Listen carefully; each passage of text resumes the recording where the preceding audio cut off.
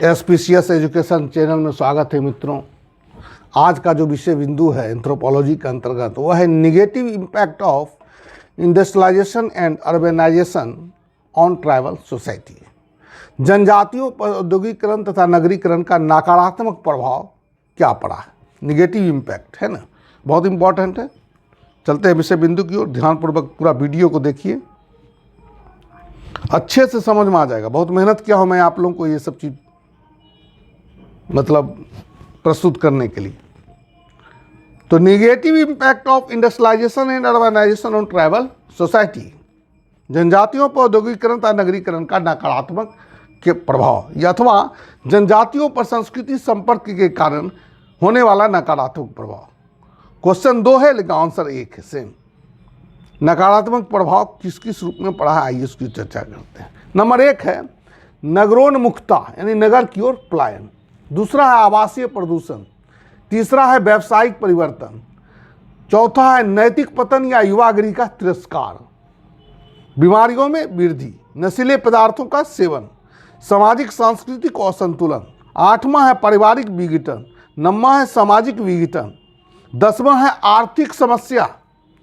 11वां है सांप्रदायिक भेदभाव और 12वां है औद्योगिक अशांति और 13वां है मद्यपान की समस्या। चौथा है राजनीतिक शोषण। 14वां है ना।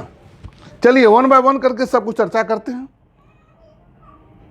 पहला पॉइंट है नगरोन्मुखता यानी नगर की ओर पलायन। जनजातीय क्षेत्रों में औद्योगिकरण के पश्चात नगरों के विकास होने से जनजातियां नगरों में आकर बसने लगी, जिससे जनजातियों में नगरीय वस्तुओं का प्रचलन भी बढ़ने लगा, जिसका प्रतिकूल प्रभाव उसके अर्थव्यवस्था पर भी पड़ा। जो आदिवासी पहले चकमक पत्थर से आग जलाते थे, वे नगरीय संस्कृति के प्रभाव में आकर माचिस का प्रयोग करने लगे। इस प्रकार से जनजातियों की निर्भरता नगरीय उपभोग पर बढ़ने लगी। जनजातियों का नगरीय उत्पादों पर निर्भरता बढ़ने से उसका परंपरागत जीवन अस्त व्यस्त होने लगा। साथ ही जनजातियों का नगर की ओर पलायन भी प्रारंभ हो गया, जिससे उसका सामाजिक तथा पारिवारिक जीवन भी असंतुलित होने लगा। दूसरा है आवासीय प्रदूषण।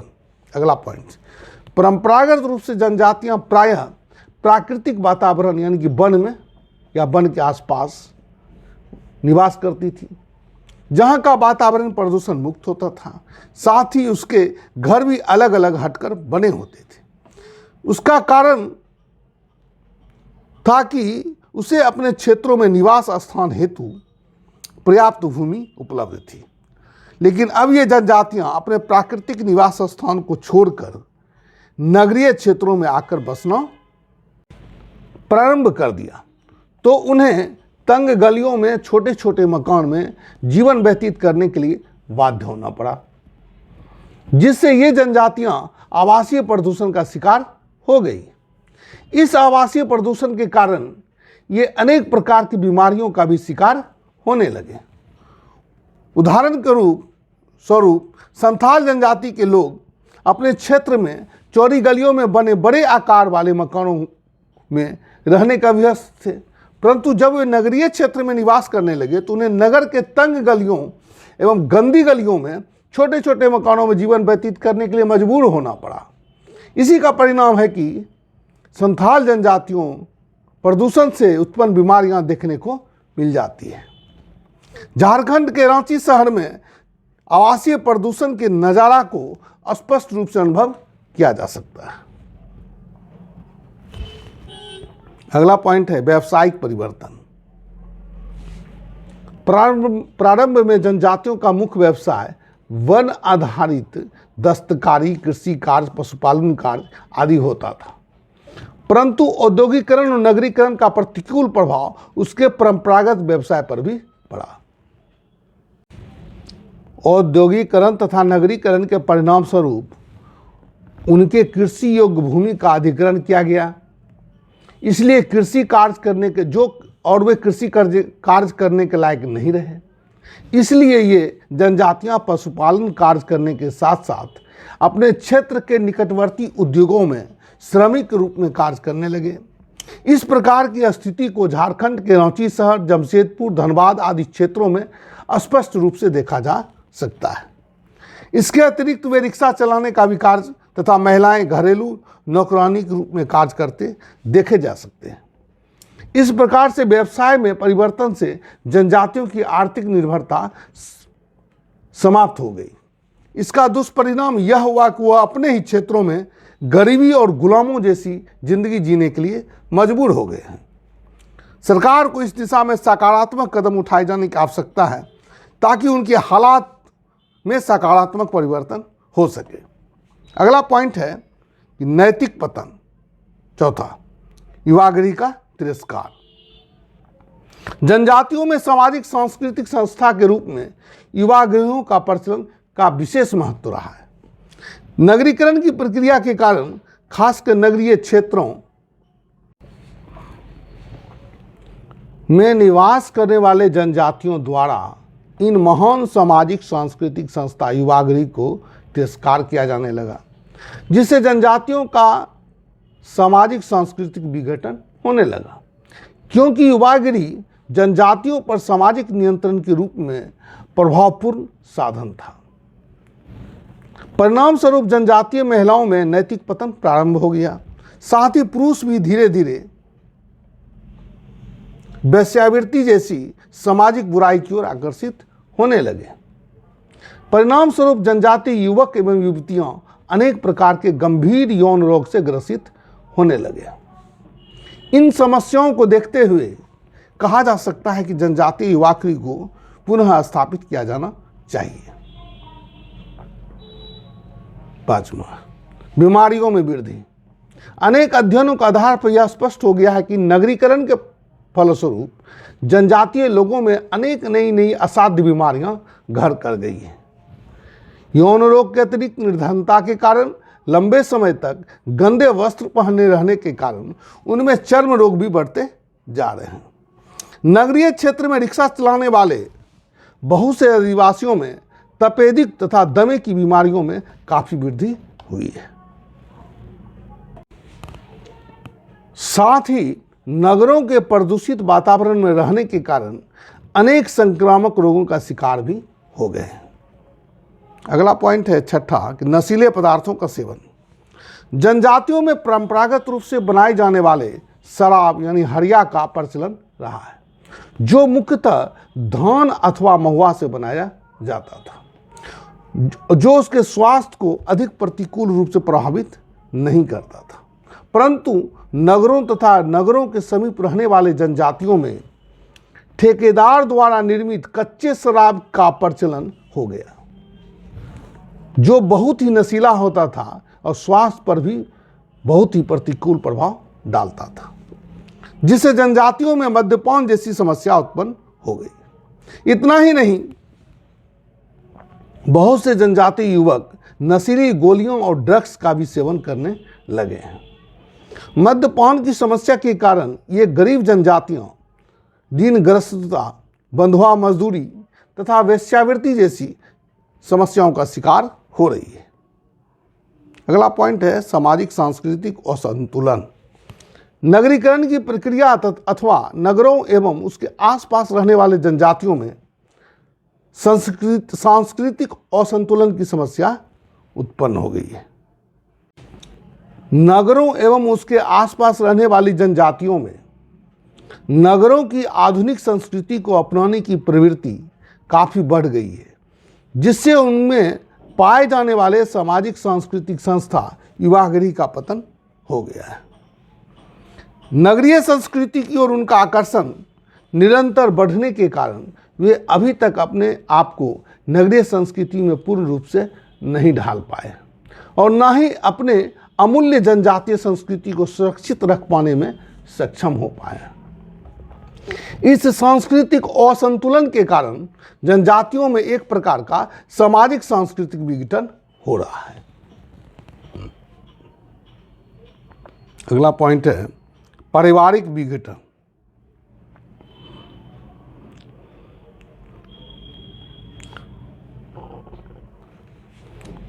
औद्योगिकरण तथा नगरीकरण के परिणाम स्वरूप जनजातीय परिवारों में विघटन की प्रक्रिया प्रारंभ हो गई है। परंपरागत रूप से जनजातियों में घर के वृद्ध सदस्यों को परिवार के मुखिया के रूप में अपने कर्तव्य का निर्वहन करना पड़ता था। साथ ही घर के वृद्ध सदस्य परिवार के सदस्यों पर सामाजिक एवं सांस्कृतिक नियंत्रण का भी कार्य करते थे। परंतु औद्योगिक क्षेत्र में रहने वाले जनजातीय परिवारों में वृद्ध सदस्य के नियंत्रण एवं सम्मान तेजी से कम हो रहे हैं। आर्थिक अभाव के कारण जनजातीय स्त्रियां घरेलू नौकरी के लिए बाध्य होने लगी हैं, जिससे पति पत्नी के संबंध भी तनाव एवं विघटन जैसी समस्या उत्पन्न हो गए हैं। अगला पॉइंट है सामाजिक विघटन। औद्योगिकरण की प्रक्रिया के परिणाम स्वरूप जनजातियों के परंपरागत सामाजिक सांस्कृतिक मूल्यों का प्रभाव कम होने लगा है, जिससे उनमें सामाजिक सांस्कृतिक विघटन होने लगा है। संथाल जनजाति में गैर संथाल व्यक्ति से विवाह करना अथवा यौन संबंध स्थापित करना एक गंभीर अपराध माना जाता है तथा इस अपराध के लिए संथाल जनजाति के मुखिया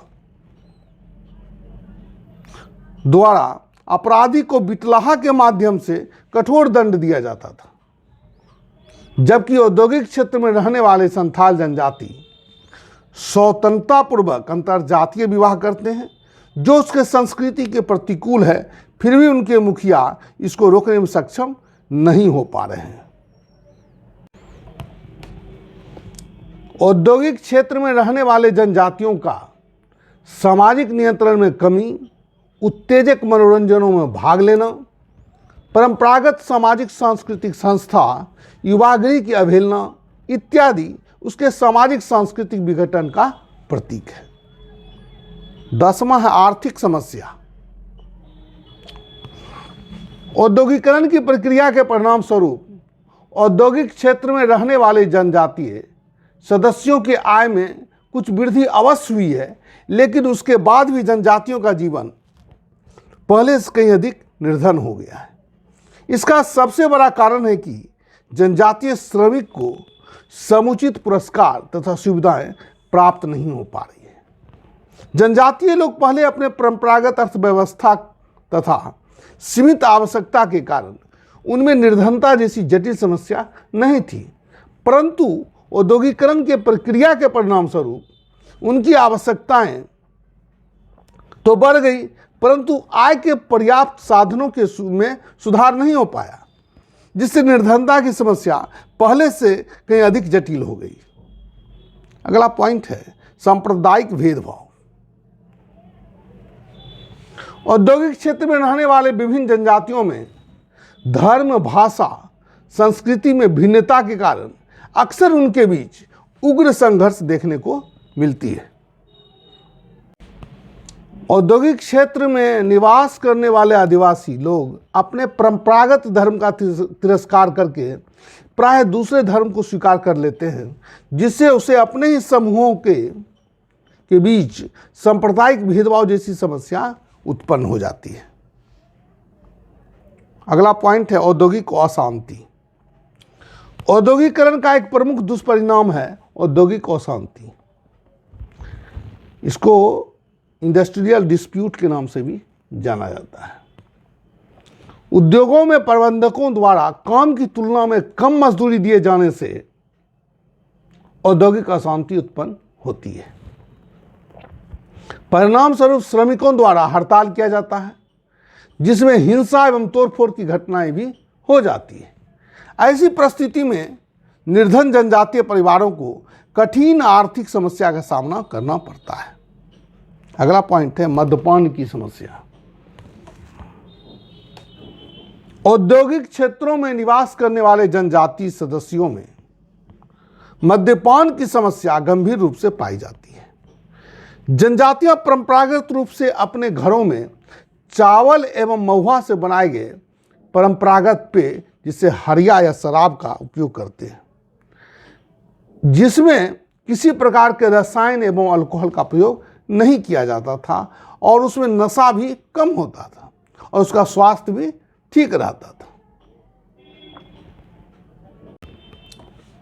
परंतु औद्योगिक क्षेत्र में निवास करने वाले जनजातियां ठेकेदार द्वारा निर्मित कच्चे शराब का सेवन करते हैं, जो काफ़ी नशीला होता है और स्वास्थ्य पर भी प्रतिकूल प्रभाव डालता है, जिससे आदिवासी श्रमिक मद्यपान की समस्या से ग्रसित हो जाते हैं। इसके अतिरिक्त आदिवासी श्रमिक विभिन्न प्रकार की नशीली गोलियां और स्मैक का भी सेवन कर रहे हैं। एक अध्ययन से पता चला है कि 84% आदिवासी पुरुष एवं महिलाएं प्रतिदिन शराब का सेवन करते हैं। जनजातियों में मद्यपान की समस्या के कारण उनमें कई प्रकार के दुष्परिणाम देखे जा सकते हैं। ऋणग्रस्तता, निर्धनता, बंधुआ मजदूरी, वेश्यावृत्ति इत्यादि। अगला पॉइंट है राजनीतिक शोषण। औद्योगिकरण की प्रक्रिया के परिणाम स्वरूप जनजातीय समूहों का राजनीतिक शोषण भी हो रहा है। व्यक्तिगत स्वार्थ से निहित राजनीतिक नेताओं द्वारा कुछ जनजातीय सदस्यों को राजनीतिक संरक्षण प्रदान कर उनके द्वारा अन्य जनजातीय समूहों को नियंत्रित करने का काम किया जाता है। साथ ही उनका उपयोग वे अपने निहित स्वार्थ की पूर्ति करने एवं चुनाव के अवसर पर चुनाव प्रसार हेतु किया जाता है। इससे स्पष्ट होता है कि औद्योगिकरण के परिणाम स्वरूप भारत के आदिवासियों का आर्थिक शोषण के साथ साथ राजनीतिक शोषण भी हो रहा है। साथ ही जनजातीय क्षेत्रों में औद्योगिकरण की प्रक्रिया के परिणाम स्वरूप उनके महान एवं परंपरागत कुटीर उद्योग धंधे का भी ह्रास हो गया है। इससे उनके सामने विकट आर्थिक समस्या उत्पन्न हो गई है। इसके साथ ही यह क्लास समाप्त होता है। आशा करता हूं कि वीडियो को पूरा आपने देखा, इसके लिए मैं आपको धन्यवाद देना चाहता हूं। यह बहुत ही इंपॉर्टेंट पॉइंट्स है। आपके पास लिखने के लिए बहुत कुछ है। आप चाहें तो उसे, अगर आपको एग्ज़ाम आपकी लिखने की क्षमता ठीक है तो आप बहुत कुछ लिख सकते हैं और अच्छे नंबरों से आप पास हो सकते हैं। इसके साथ ही मैं पुनः आपको धन्यवाद देता हूं कि आपने वीडियो पूरा देखा है। धन्यवाद।